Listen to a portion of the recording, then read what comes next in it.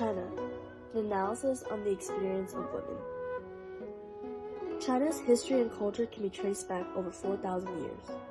Today, China has become one of the most populous countries in the world and has developed much since its modernization. However, it is still considered developing and has much to change. Although influences from the West have progressed China's social institutions, women still lack the voice and representation they need to break from oppression. The oppression of women stems from the beliefs of Confucius, a well-known Chinese philosopher who greatly emphasized the value of social and familial hierarchy. These social standards form gender roles that force men and women into different spheres of life.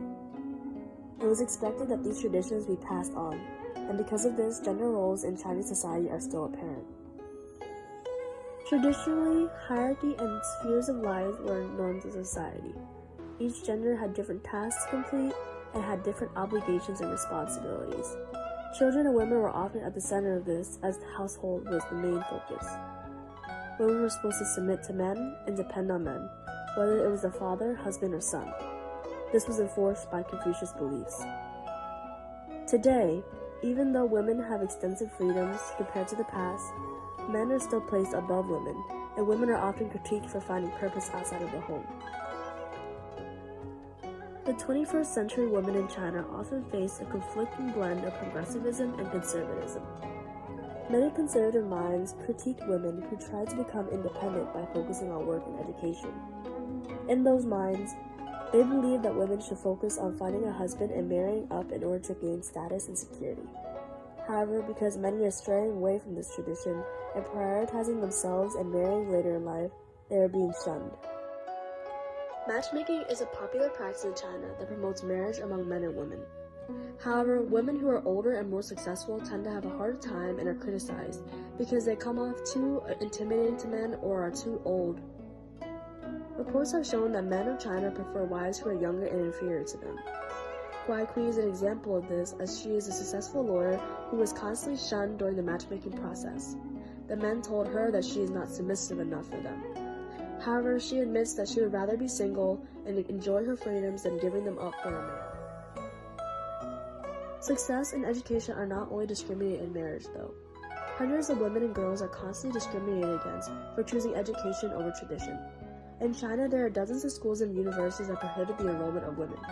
The China Mining and Technology University in China, renowned for their mining engineering, bans girls from studying as they believe that it is for their safety, when in reality it is because they do not think women are capable enough. At other universities, admission rates for girls are relatively low compared to boys.